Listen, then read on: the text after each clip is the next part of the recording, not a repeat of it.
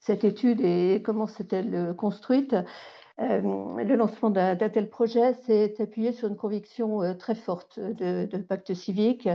Les personnes les plus précaires sont les premières exposées aux conséquences du dérèglement climatique et de l'effondrement de la biodiversité, mais elles sont aussi porteuses de savoirs pratiques et d'expériences qui éclairent ces enjeux de façon décisive, et elles portent des propositions fortes. Partir directement de leurs paroles est ainsi apparu essentiel. Pour cela, il fallait construire la confiance permettant de faire surgir cette parole et de la partager. Cette construction patiente de la confiance a été l'un des piliers importants des travaux. L'enquête s'est déroulée en 2 volets distincts mais complémentaires. Un sondage réalisé auprès de personnes vivant au seuil de pauvreté ou en dessous. Une enquête qualitative par entretien approfondi auprès de personnes en situation de précarité. Comme le disait Marie-Laurence, pour chacun des 2 volets, une attention très soutenue a été portée aux conditions d'interrogation et d'instauration, d'une relation de confiance. C'était très important pour nous, notamment via la formulation des questions, le rythme des échanges, les garanties d'anonymat et les garanties de confidentialité. Alors, je vais peut-être quand même un petit peu démarrer sur la présentation du sondage, bien que, hop, ce soit normalement Marie-Laurence qui devait le faire. Donc, je vais commencer. Pour le sondage, l'impératif était de retenir un critère univoque, qui était le choix de la référence au seuil de pauvreté, mais Marie-Laurence nous a rejoint. Alors, le sondage a été préparé, a été présenté lors d'un webinaire PPV en novembre 2023, et vous pourrez donc le retrouver en ligne, et tous les détails figurent dans le rapport. Donc, du coup, de ce fait, je n'évoquerai que les points les plus saillants pour laisser plus de place à l'enquête qualitative. Tout d'abord, lorsqu'il est réalisé à la mi-2023, le sondage apporte un éclairage inédit et pour partie contraire aux idées reçues. Si le pouvoir d'achat reste la préoccupation principale des personnes vivant au seuil de pauvreté, le dérèglement climatique et la perte de biodiversité préoccupent 75% des personnes âgées, se déclarent prêtes à faire des efforts supplémentaires alors qu'elles en font déjà beaucoup, mais pas surtout, pas n'importe comment et pas toutes seules. Et on voit ainsi apparaître dans les réponses à quel point le logement est un sujet majeur qui ne peut être traité individuellement et pour lequel les pouvoirs publics doivent intervenir fortement, nous disent les personnes interrogées. Et dans la mosaïque de tout ce sur quoi les personnes ne veulent pas faire de nouvel effort, se destine l'attachement au lien avec autrui que les personnes interrogées ne veulent pas altérer. C'est là aussi un point d'attention majeur. Avec ce sondage, les travaux de 2023 ont permis de confirmer l'intérêt de poursuivre l'écoute des personnes précaires de manière plus fine et plus approfondie. C'est l'objet de l'enquête qualitative que Thomas va présenter. Merci et désolé de l'interruption. Oui, alors merci beaucoup Marie-Laurence. Comme il y a eu quelques petites interruptions, bien sûr, tout ça se trouve dans le rapport pour ceux qui auraient besoin de revenir sur un point ou un autre. Je suis obligé d'avancer puisque le temps nous est compté. Donc, au sondage a suivi une enquête qualitative par entretien. Je vais rappeler quelques points très rapidement avant de m'attarder plutôt sur les résultats. Quels étaient un peu les objectifs en fait de cette enquête qualitative? C'était de décrire et comprendre les pratiques des personnes autour de la notion de sobriété, donc les personnes en situation de précarité, de recueillir des témoignages conduisant à des propositions formulées par les personnes concernées pour une transition écologique juste, et d'analyser les entretiens afin de mettre en lumière à la fois les blocages, mais aussi les motifs d'adhésion des personnes aux pratiques de sobriété et à l'écologie, à la transition écologique. Alors, quelques enjeux et précautions, pareil, très rapides, mais tout ça se trouve mieux détaillé dans le rapport. Dans la partie qualitative, on ne cherche pas évidemment la représentativité, comme dans les enquêtes statistiques, mais on cherche ce qui est significatif, c'est-à-dire avoir accès aux raisons d'agir et aux motivations des personnes. On a tenté de respecter au maximum l'hétérogénéité, la grande hétérogénéité des situations de pauvreté en diversifiant les profils, les parcours et les expériences des personnes interrogées. Et dans les entretiens, on a toujours cherché à partir des situations concrètes de vie des pratiques et des expériences, en tentant au mieux de respecter la parole et la temporalité spécifique de chaque personne interrogée. Le but étant de ne pas imposer nos mots ou nos définitions de la pauvreté, de la sobriété ou des moyens de lutte contre le changement climatique. La question était comment les personnes pensent et s'approprient les notions qu'on souhaitait aborder avec elles. Alors, les petits points de méthode, donc, ce sont des entretiens semi-directifs d'environ 1 heure qui ont été enregistrés avec l'accord des personnes, retranscrits puis anonymisés. On a cherché à les réaliser en co-construction, c'est-à-dire qu'à la fois la formulation des questions et le rythme de l'entretien sont ajustés systématiquement en fonction des personnes. Et ce sont seulement en fait les thèmes abordés qui sont les mêmes d'un entretien à l'autre. Donc il y a une trame commune de thèmes, mais ce n'est pas un questionnaire. Donc on n'avait pas une liste de questions qu'on a posées systématiquement, mais on cherchait à travers les thèmes à faire réagir les personnes. On a eu avec nous la chance d'avoir 4 co-enquêtrices et co-enquêteurs qui nous ont rejoints, qui sont issus du monde associatif et des territoires concernés, et qui ont permis de garantir cette chaîne de confiance et d'instaurer un climat propice à la parole libre au plus près des personnes, puisque ce sont des personnes qui côtoyaient, qui connaissaient les personnes avec lesquelles on souhaitait discuter. Je vais les citer rapidement. Donc, on a Solène Boucher, Elisabeth Sénégas, Aurèle Angolo et Khaled Medjaoui. Tous les entretiens donc ont été intégralement retranscrits. Je l'ai dit, ce qui a fait une somme assez colossale d'environ 1400 pages. Les entretiens ont ensuite été classés et résumés en extraits, 72 pages d'extraits significatifs, et c'est à partir de ce travail qu'a été élaboré le rapport. En tout, c'est 44 personnes qui ont été interrogées, 23 femmes et 21 hommes, pour un nombre d'entretiens réalisés au total de 37, puisqu'on avait 3 entretiens collectifs. Alors là, je vais passer rapidement, mais pour montrer simplement qu'on a aussi une belle répartition sur l'âge des personnes. Hormis le fait qu'on n'a pas de mineurs inclus, on a cherché aussi un équilibre en fonction des âges, avec une personne la plus jeune qui a 19 ans et une personne la plus âgée qui en a 78. Alors, on a aussi interrogé des gens dans plusieurs régions de France. Alors là, j'ai mis plutôt les métropoles, mais en fait, c'est dans des villes de taille extrêmement différentes, autour de Lille, de Marseille, de Grenoble, de Paris et de Lyon. Alors maintenant, les résultats sur lesquels on va s'attarder un tout petit peu plus. Un premier grand enseignement de l'enquête, c'est qu'aucune personne interrogée ne remet en cause le changement climatique ni la catastrophe écologique. De la même façon, aucune ne remet en cause l'importance d'agir pour lutter contre les injustices sociales, le changement climatique ou la perte de la biodiversité. En revanche, si certaines personnes jugent que la question de la lutte contre les inégalités sociales est prioritaire, aucune n'oppose directement justice sociale et justice environnementale.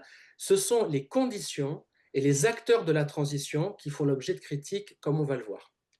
Alors, on a d'abord eu une série d'échanges sur la perception de la sobriété auprès des personnes. Une grande part des personnes enquêtées disent que ce mot ne leur évoque rien. Pour une majorité de personnes, sobriété, ça évoque spontanément le rapport à l'alcool et ensuite la question des économies d'énergie. Là, ce sont les verbatims qui sont colorés. Donc, en premier, sobriété, je pense à ne pas consommer d'alcool. Ensuite, je peux penser à la sobriété énergétique, du coup, de faire attention à ce qu'on consomme. Mais ce qu'on a aussi pour beaucoup de personnes, c'est que la sobriété, elle résonne comme une notion éthique, positive, et qui est très attachée au souci de soi et des autres. Prendre soin de soi et des autres, dépenser sans ostentation, en pensant aux autres. Être sobre, c'est vraiment faire attention à tout ce qui est. La question de l'attention est vraiment revenue de façon très appuyée. C'est aussi une question qui engage un rapport au temps, et ça j'en reparlerai un peu après, c'est prendre son temps.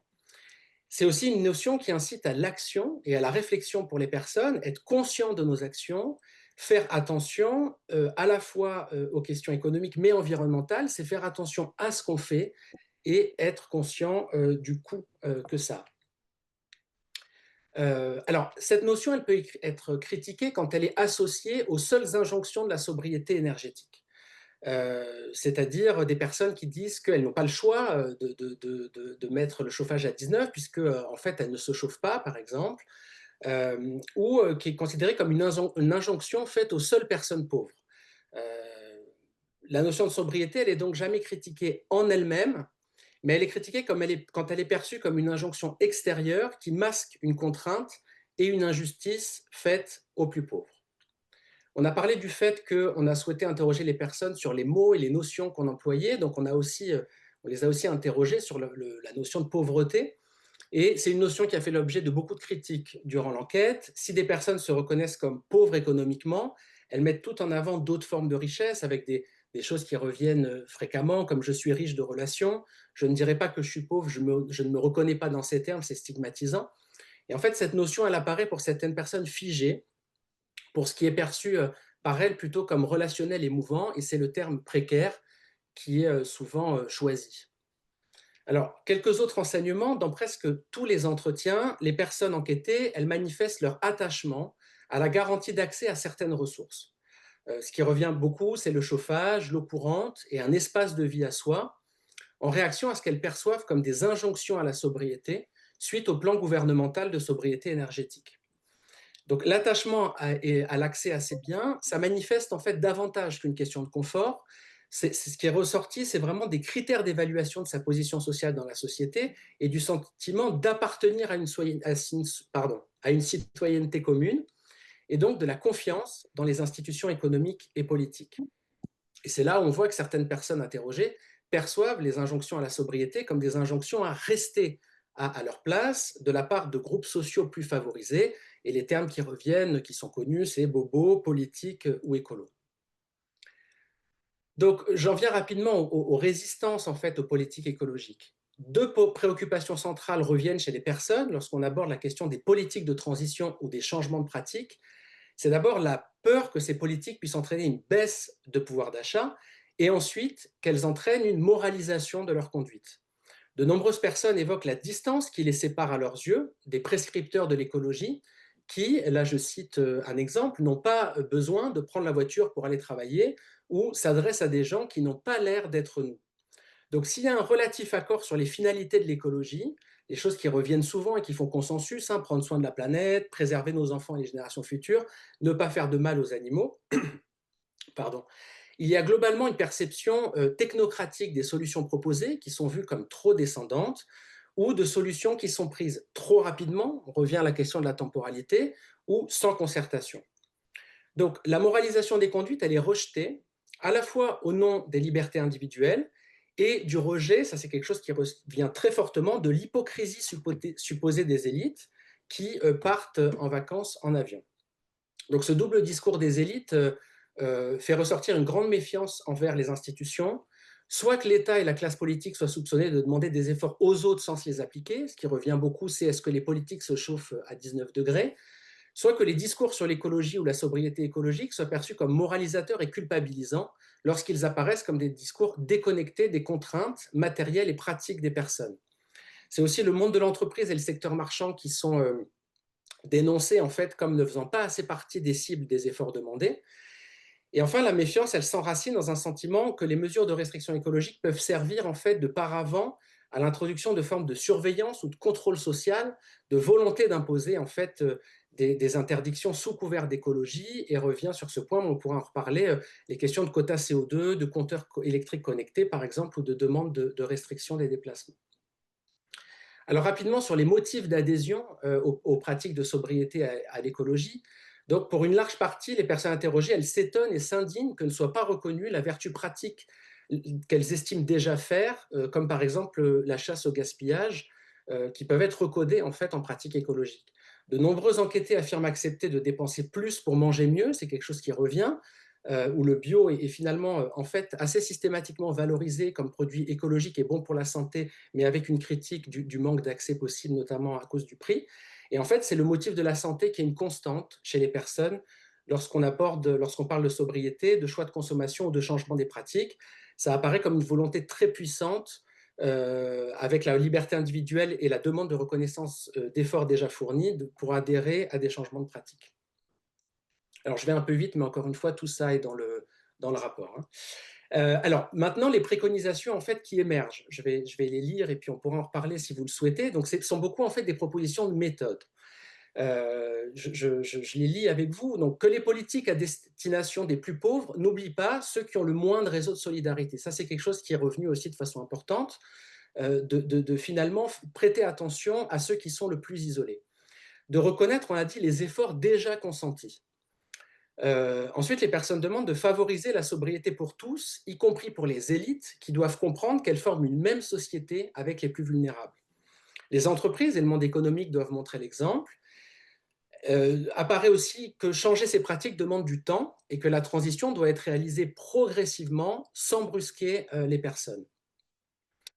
Également que tout le monde n'a pas vocation à devoir s'adapter de la même façon et à faire les mêmes efforts, et que les mesures écologiques doivent prendre en compte les pratiques, les contraintes et les aspirations des personnes vulnérables en reconnaissant et en respectant ces pratiques, sans chercher d'abord à moraliser ou à culpabiliser.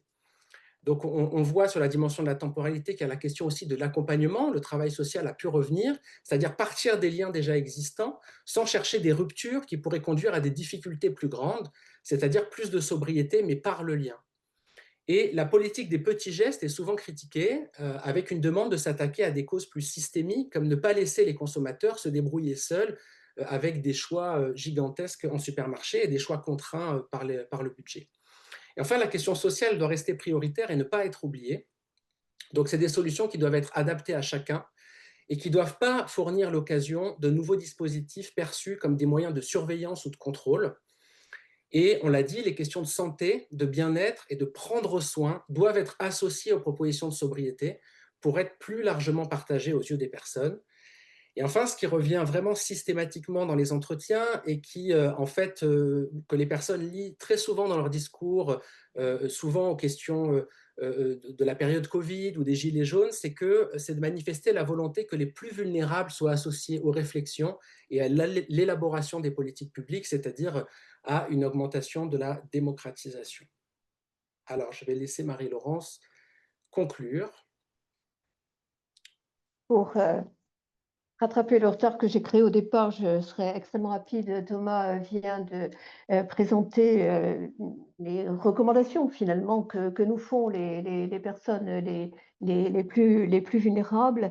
Et au bout de ces 2 années, d'enquête, que voit-on se dessiner? On voit d'abord une parole sincère et libre qui a pu surgir grâce à la confiance établie avec les personnes interrogées et les chemins suivis avec elles pour aborder les thèmes centraux de l'enquête, avec elles, avec leurs mots, avec l'écoute de ce qu'elles disent au travers de leurs mots et non pas des nôtres, une conscience réelle des enjeux du dérèglement climatique et de la perte du biodiversité, comme de la nécessité d'y répondre, déjà identifiée par le sondage, mais clairement documentée par l'enquête qualitative, avec des efforts déjà significatifs qui doivent être reconnus, mais qui euh, les personnes sont d'accord pour poursuivre, mais en insistant sur le fait qu'elles veulent, Thomas l'a dit, être partie prenante de la définition et de la mise en œuvre des réponses.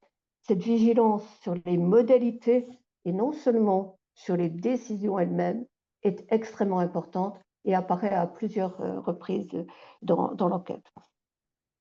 On constate, c'est actuel, une extrême richesse de la réflexion des personnes interrogées, nourries de leur expérience, de leur savoir, de la vie quotidienne, de l'attention aux autres. Comme l'a souligné Thomas, cette attention aux autres est un élément extrêmement important de la parole des personnes rencontrées. Ce qui est intéressant aussi, c'est que les personnes interrogées relèvent ce que les techniciens ou les experts du GIEC ou du Haut Conseil pour le climat appellent les bénéfices croisés de la transition écologique avec d'autres champs de la vie, et notamment avec la santé. Thomas en a parlé, également avec le travail, notamment par les métiers verts. La transition écologique est une occasion extrêmement importante de créer de l'emploi et de faire vivre un emploi responsable et gratifiant. Ce qui est intéressant également, c'est que loin de l'interrogation qui pouvait exister chez certains au tout départ de notre enquête, qui même parfois se disaient, mais n'est-ce pas un peu incongru, voire inconvenant, d'associer les mots de sobriété et de pauvreté. Les personnes vulnérables ont en fait une vision beaucoup plus large de cette question et y compris abordent la sobriété de manière plus globale. Dans les verbatims, vous le verrez dans le rapport, il y a des phrases comme faire du bien aux autres, c'est faire du bien à soi-même, faire attention, c'est important, c'est-à-dire une conscience et un sens des responsabilités vraiment extrêmement forte, avec une revendication de dignité et de citoyenneté à part entière, qui s'accompagne d'une exigence de justice dans la répartition des efforts, de cohérence et d'exemplarité des décideurs. Si on prend un certain recul, au fond, ne s'agit-il pas d'éléments dans lesquels beaucoup de citoyens pourraient reconnaître leurs aspirations? En résumé, les personnes vulnérables nous ont livré une sorte de feuille de route solide pour construire une transition écologique juste. Avant de conclure et surtout de laisser la place à vos questions, après ce rapport, alors d'abord, nous souhaitons vraiment que ce rapport soit vraiment lu, approprié, que chacun puisse faire son miel, si, si j'ose dire, à partir de la parole des plus vulnérables. Nous souhaitons que cette enquête suscite de nombreux échanges à tous les niveaux, et notamment avec les associations dont le rôle important a été souligné. L'enquête est en accès libre sur le site de Pax Civique, donc chacun peut la lire extrêmement simplement. N'hésitez pas à nous écrire, vous avez les adresses à l'écran quand vous aurez pu lire l'ensemble du rapport pour nous faire part de vos commentaires, de vos interrogations, de vos propositions. Par ailleurs, un colloque est organisé au Sénat le 13 octobre par le Pacte civique autour de la question, attention à la ponctuation, justice, parenthèse, est et sobriété, deux points, quelle démocratie, point d'interrogation. Vous voyez le rassemblement de toutes les valeurs auxquelles les uns et les autres nous tenons. Ces travaux et d'autres y seront présentés. Les inscriptions sont ouvertes en ligne. N'hésitez pas. Et dès maintenant, vos questions auxquelles nous serons heureux de tenter de répondre. Merci.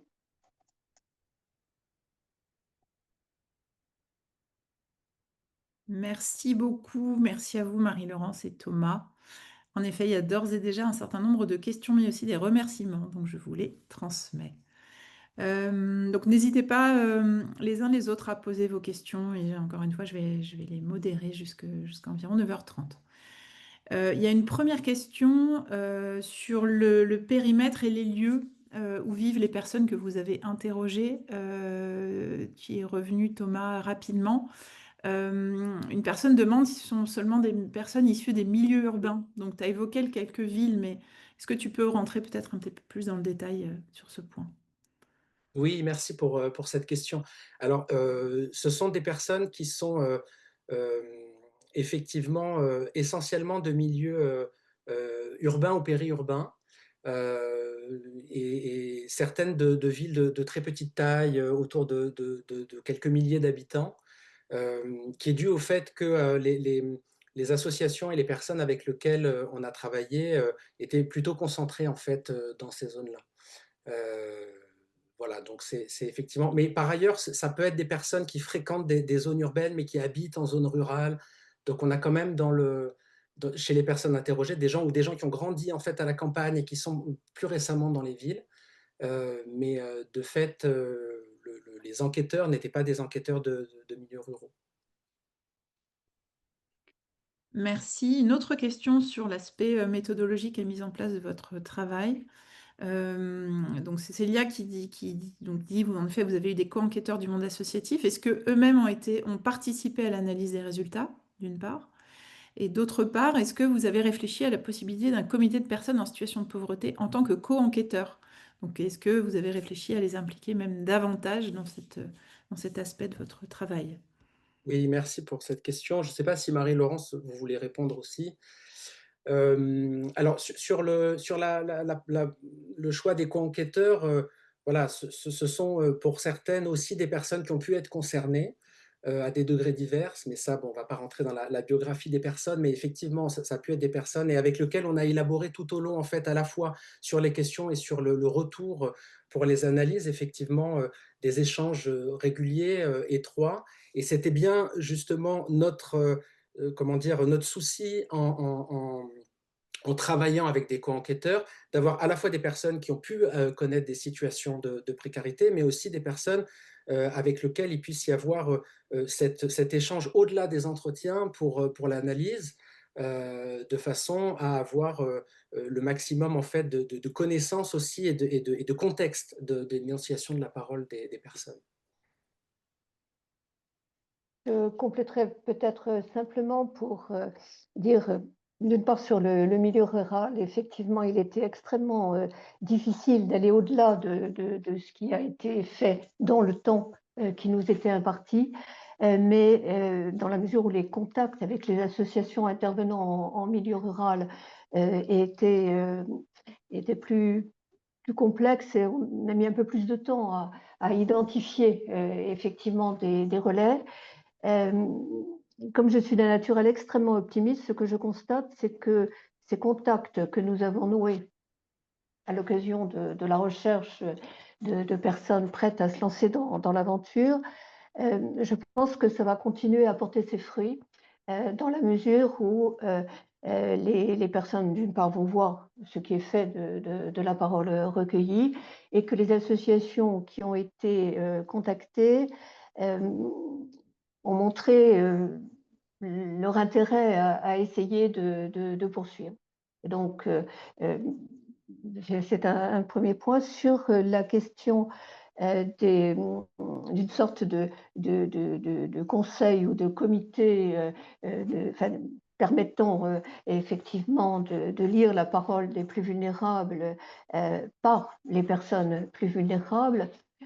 Deux points peut-être. Dans un monde idéal, effectivement, au départ, c'est ce que nous avions souhaité. Finalement, l'expérience a montré que les choses étaient plus difficiles ou surtout plus longues que ce qui était envisagé au départ. Thomas a insisté sur la dimension de temporalité, sur ces questions comme sur d'autres. Il est très important de se mettre au rythme de ceux qui peuvent apporter leur concours. Mais le fait que parmi les co-enquêteurs, il y ait effectivement des personnes qui connaissent parfaitement ce qu'est la vie difficile des plus vulnérables a été déterminant là aussi dans nos analyses. Donc l'idée, c'est que vraiment ce qui a été lancé va continuer à porter des fruits. Nous l'espérons en tout cas, et grâce à vous tous en particulier. Et justement, Marie-Laurence, je tire le fil de ce que tu viens de dire pour rebondir sur une autre question. Est-ce que vous avez envisagé donc une étape complémentaire de co-construction collective des pistes d'avenir? C'est-à-dire, il y a le constat que vous posez avec les mots qui sont ceux que vous avez présentés. Mais est-ce qu'il y a cette étape suivante de co-construction et est-ce que vous travaillez justement avec d'autres associations, organisations pour ce faire? Alors, le rapport et le fait que le rapport soit en accès très, très libre doit permettre, nous l'espérons, effectivement, d'avoir des commentaires, des réponses, des propositions. Donc, nous souhaitons évidemment approfondir avec les associations, notamment celles qui sont au cœur de PPV. Donc, nous souhaitons effectivement qu'il y ait des réactions, des retours, pour que tout cela puisse continuer, se prolonger. Donc, nous sommes tributaires d'une certaine façon de ce qu'en feront nos différents interlocuteurs, mais nous souhaitons tout à fait vraiment pouvoir faire vivre. Le rapport n'est pas une fin en soi. Enfin, l'enquête n'était pas une fin en soi. Le rapport n'est pas une fin en soi. Ce qui est souhaité, c'est que tout cela contribue à ce que les politiques de transition écologique prennent en compte de manière vraiment solide tout ce que les personnes vulnérables nous ont dit. Donc, nous souhaitons vraiment que nos interlocuteurs puissent entrer enfin, ou poursuivre l'échange dans les temps qui viennent. Donc, appel à contribution et à proposition lancée. Et à collaboration. OK, merci. Ah oui, oui. Il y a plusieurs questions, sur le rapport au monde politique et aux élus. Est-ce que vous avez d'une part des informations sur les votes des personnes interrogées? La personne qui pose la question dit: «Quand on regarde une partie des électeurs RN, elles ont parfois aussi des positions similaires, c'est-à-dire ne rejettent pas l'écologie, mais la manière dont elle est portée par justement l'élite». Tu as dit ce mot aussi, Thomas. Et il y a une autre question un peu différente, mais de cet ordre, c'est ce qu'il a été évoqué des élus en particulier, notamment les municipalités, qui seraient à même de mettre en place ces conditions de sobriété pour ces personnes. En tout cas, voilà, quel a été le rapport au personnel politique ou aux élus? Est-ce que vous avez pu observer un certain nombre de choses? Je laisserai Thomas commencer la réponse sur la première partie et j'enchaînerai sur la seconde. Oui, Thomas, je vous laisse répondre. oui, sur les votes, on n'a pas posé de questions sur les votes directement. Le but étant de voir comment les personnes et par quel prisme les personnes pouvaient se saisir des questions politiques qui, en fait, très souvent étaient ramenées plutôt à des questions de l'actualité politique qu'à des questions, en fait, de partis politiques ou de personnalités politiques, même si la figure du président était une figure qui revenait souvent. Mais il y avait finalement dans les entretiens assez peu de discussions sur les institutions, sur les élus en tant que tels, mais vraiment des discussions plus générales autour des événements politiques, de l'actualité politico-médiatique. Donc évidemment, si les personnes souhaitaient aborder leur sensibilité politique en termes de parti, le vote, etc., on pouvait aller dans cette direction, mais en fait, dans les entretiens réalisés, ça n'est pas tellement là que les personnes avaient envie d'exprimer leur opinion, mais sur des discussions qui traversaient en fait l'ensemble à la fois des grandes questions de la société et des grands problèmes qu'elles pouvaient rencontrer, et en même temps de leurs problèmes pratiques très localisés et très directs du quotidien. Voilà, c'était un peu ces deux niveaux. Oui, vous vouliez dire quelque chose, Amandine? Oui, alors justement, en fait, il y a plusieurs questions sur ces gestes-là. Enfin, on a parlé de petits gestes. En tout cas, quelles sont les actions concrètes qui ont été évoquées? Notamment, il y a une question sur, par exemple, sur l'alimentation. Est-ce qu'il y a des choses déjà extrêmement concrètes, accessibles, faisables aussi à court terme, qui ont été évoquées? Alors, ça a été évoqué parce que nous, on a voulu aller chercher ça, c'est-à-dire des choses extrêmement concrètes, extrêmement précises. Et en réalité, là aussi, ça n'est pas ce vers quoi les personnes nous ont emmenés. C'est-à-dire que très souvent, en fait, elles voulaient discuter plutôt, c'est ce qui ressort un peu dans les éléments qu'on a listés. Elles souhaitaient parler plutôt d'un mouvement général, d'une façon de faire la transition, en fait, générale, mais peu finalement de la question des petits gestes. Quand la question des petits gestes venait, très souvent, ce qui revenait pour les personnes, c'était de parler de bon sens et de dire que finalement, il n'y avait pas nécessairement besoin d'attendre que ça soit, comment dire, tamponné écologie pour le faire. Notamment la question du gaspillage, le fait de regarder les promotions, le fait de... Voilà, c'était des choses qui pouvaient être faites au niveau familial, dans les transmissions familiales, qui pouvaient être faites aussi dans un partage parfois de solidarité entre personnes précaires, mais qui n'étaient pas nécessairement reliées directement à la question écologique. Voilà, je crois que Marie-Laurence voulait... Oui, simplement pour rebondir sur la question des relations avec les élus, ce que nous ont dit les personnes vulnérables, c'est leur souhait d'avoir une meilleure articulation entre les acteurs, à la fois entre eux et entre les niveaux de décision. Ça, c'est un point qui est revenu à plusieurs reprises dans les entretiens. C'est qu'elle constate, alors je le dis avec mes mots à moi et non pas leurs mots à elles, mais elle constate que l'approche en silo est absolument délétère et que beaucoup d'énergie est perdue faute d'avoir cette bonne articulation entre les différents niveaux de décision d'une part et entre les différents acteurs et entre les différents champs d'intervention. Donc c'est par rapport aux élus, c'est vraiment, aux élus ou aux décideurs publics, ce point-là, revient de façon importante. Le 2e point qui apparaît, c'est que, elles disent qu'il y a un certain nombre de choses qu'elles voudraient faire, mais que les conditions pour le faire ne sont pas là. Je ne prends qu'un exemple, par exemple sur la mobilité.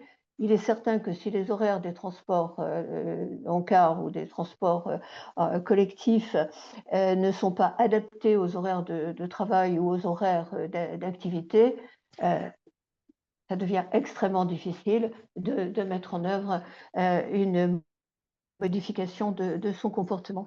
Donc cette coïncidence des temps, cette coïncidence des réflexions, elles attendent vraiment des élus et des décideurs, de enfin se mettre non pas dans leur position à eux ou à elles, mais de se mettre au service des besoins, des, personnes pour mettre en place les conditions, d'action que les personnes sont prêtes à mettre en œuvre.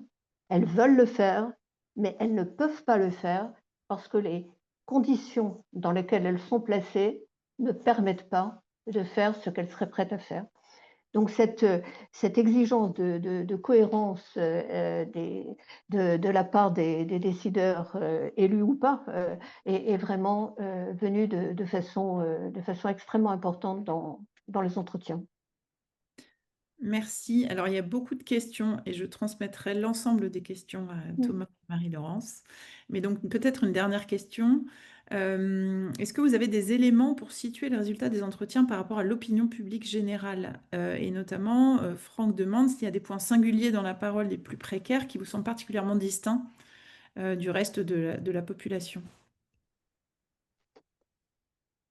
Alors, en fait, ce type de question suppose qu'on ait des éléments, quantitatifs, c'est-à-dire qu'on ait plus, heu,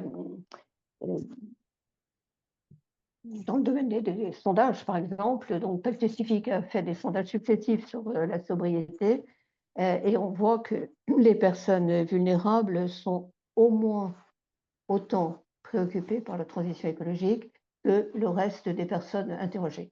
En ce qui concerne des entretiens approfondis qui prennent du temps, qui sont, particuliers, je n'ai pas connaissance d'enquêtes aussi larges, pour l'ensemble de la population, mais on cherchera et de toute façon, on répondra à toutes les questions qui seront, transmises et au Mais contraire, quand même nous vous remercions oui, beaucoup. et quand même un élément de réponse là-dessus, quelque chose qui ressort de manière extrêmement forte, qui peut se retrouver dans d'autres espaces de la société, mais qui là est quand même, qui vient très vite dans l'entretien, qui est assez massif et qui est présent dans tous les entretiens.